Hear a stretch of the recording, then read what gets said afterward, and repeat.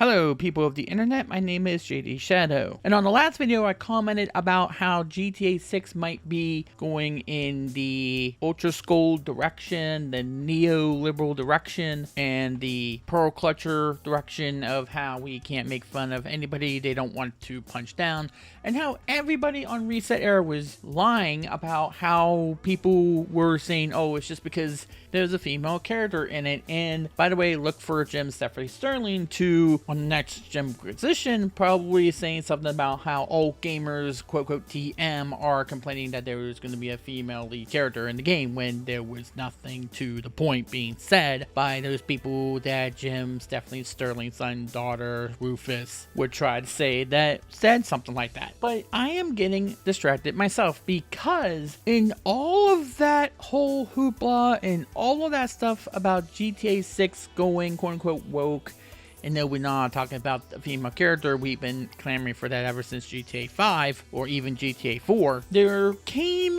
something that not many people were talking about, and I feel like what Rockstar and that scumbag Jason Schreier and maybe Jim Stephanie Sterling are going to distract you from is this little tidbit of information. Now, I will explain what this says and what this means and why Rockstar might be trying to get the topic about the wokeness that Jason Schreier might be trying to get you to talk about it, because it distracts you from being able to talk about the other thing that would bring a lot of gamers together, that would actually be something that a bunch of gamers on both sides of the aisle would actually be in agreement on, that this should not be a part of the game. So, as I read, one of the things that was in the Bloomberg article said that the game will evolve over time, adding new cities. Now, this could just mean that they're going to have DLC in the game, that is going to have add-on content. We don't know that for sure, but some people were saying that this might actually be a sign they're going to go to a subscription model or microtransactions, and this is not outside the realm of possibility if you see the 2K series, which Rockstar's parent company Take-Two has in their sports games. And we've seen the subscription model and the idea of having episodic content before, as we have seen with Hitman, and how Square Enix has been trying to do that with the Final Fantasy VII remake, and maybe that had to be done with that particular one. However, this might be a very unpopular thing, and when you consider what that means, that you may have to pay on top of the already expensive amount this game could be when it does release within a few years, if not within 2023, you may no doubt see why maybe Rockstar would think twice before letting you talk about that, instead of the possibility that they may tone down the satirical humor and maybe the crude humor that's in the game, or the satirical references to real life things that are going on in the world, and people getting upset about that, because it's also a wedge issue that brings people and gamers specifically in order to clash with one another about a thing that's been really much in the news for the past 5+ years and has not had the characterization that it should have. When we're talking about things that are going quote unquote woke, we're not talking about, oh, this finally has a female lead character. We've been clamoring for that for a while. No one's saying that they shouldn't have it. They're not saying that there's a problem with it. They're saying there's a problem with the toned down humor, with the possibility they're not going to quote unquote punch down. They're not exactly saying it's punched down, saying not being PC, having everybody be a butt of a joke. And they've already done that with some of the console versions, the most recent console versions of GTA 5, which we've re-released countless times now. And they clamor and they clash with one another about what that exactly means, what they're exactly talking about, what the semantics of it actually are, what the argument really is. People like from Reset Era are going to constantly say that, hey, they're just being right-wing ideologues, while those people who are kind of on their side but don't think so much in that realm that Reset Era does may think that sometimes they do get too sensitive, or they do get too wrapped up in certain things in order to really understand that sometimes you can let your guard down a little bit. And I do struggle to trying to find a way in order to get them to understand of what exactly we mean when we complain about these certain things. I don't think these minority groups need to be handled with kids' gloves, and they are able to laugh at themselves as much as anybody else is. They don't need this special protection. Now, they do need protection from people who would want to take their rights away, like the Supreme Court tried to do and has done, and there's a lot we can say about that. However, when it comes to stuff like satirical humor and everybody getting offended by something that is an equal opportunity offender, that's what we mean by that. But I've done that countless times. I've said that countless times. Look what's happening here. Even when I'm trying to say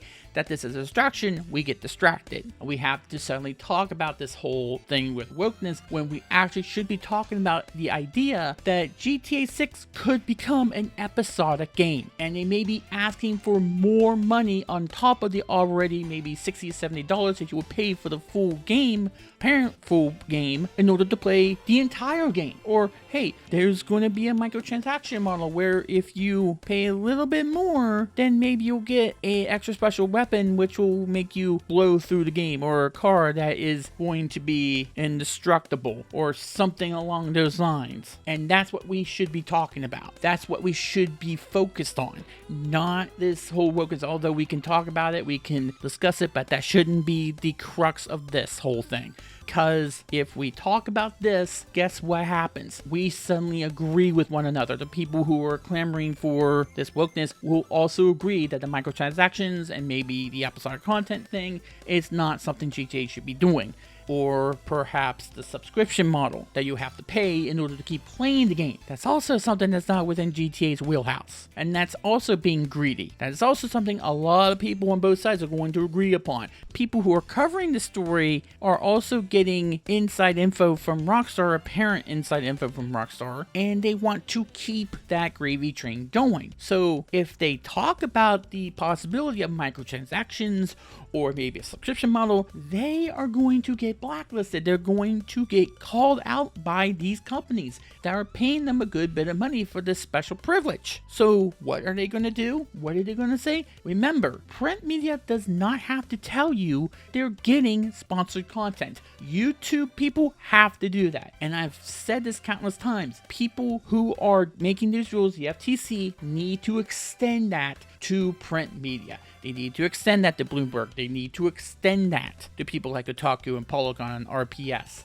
They need to make sure the people like Nathan Grayson don't do what they did a long time ago. And they did call out on it, and instead of being honest with us, they tried to smear people. They tried to smear those people who were trying to legitimately talk about this sort of thing going on. So what are they going to do instead? They're going to use something so slimy and so dicey that you are never going to realize that that's exactly what you're falling for. We should not be making videos about the well, okay, maybe we should make videos, but it should not distract us or detract us from the real issue here. We can walk and chew gum at the same time. We can talk about both things, and this is what I'm doing here. I want to bring attention to the possibility that you are probably going to get a subscription model or microtransactions, or worse yet, loot boxes. You know how we feel about loot boxes? A lot of people don't like them. A lot of people don't want them around. And if you get them in GTA 6, or you get any of this in GTA 6, guess what you're probably going to blame instead of yourselves? You're going to blame Rockstar. But you have the chance right now to call this out. You have the chance to say, no, we don't want you to sanitize the humor or the edginess of the jokes or the stories or anything in between, but we also don't want you to put these things into our game. Leave this one alone. Keep that into your sports games, assuming you need them at all, assuming you should have them at all. Don't put them into this game, because yes, we are going to call it out. And if you take the humor, the cutting edge humor, and put it back in, keeping the female protagonist, but you put in your microtransactions or subscription model or loot boxes, we're not going to buy the game. It's as simple as that. And vice versa. If you decide, hey, we're not going to do microtransactions, but we're going to make this a sanitized game, you're not going to go over so well either. Because, you know what? Female protagonistic games deserve much better than that. Deserve much better than being in a game that has loot boxes and microtransactions and subscription models when the game is already going to be as expensive as it is. And if you're somebody like the Jim Sterlings of the world or the Reset Errors of the world, let me ask you a question. Again, one, who is complaining about a female character being in the game? That is somebody who is more significant than some nobody living in a basement. Please explain where any of us on YouTube are actually saying anything like that. Two, are you going to say the truth about what is actually being discussed by those people who are worried about the sanitizing of jokes and humor in a GTA game, which is known to satirize everything under the sun and is an equal opportunity offender, but does it in a way that makes you not only laugh at yourself, but also think about whether or not you should actually be offended at the thing that you thought you should be offended by. And whose master are you really serving if you use this as a distraction to keep us separated and divided when we really should be working together in order to not only not be as sensitive as we have become, but also so we don't use this as a distraction for something that we should be focused on even more than that, or as equally as we are with the other thing. You are not talking about the possibility of subscription models and microtransactions in a GTA 6 game, and instead only talking about how people are complaining about women in the video games when they're not doing that, then you are not part of the solution. You are part of the problem. And seeing as how people like Jason Schreier and Jim Sterling and Reset are kind of working one with another, I have a feeling that we're starting to see just who's serving who here. It definitely isn't gamers, or else they would be talking more about the possibility of microtransactions or loot boxes or subscription models in a GTA game than they are with putting the letters TM after gamers. It's the people like Jim Sterling, like Jason Schreier, like Reset that deserves the TM after their tag of gamers.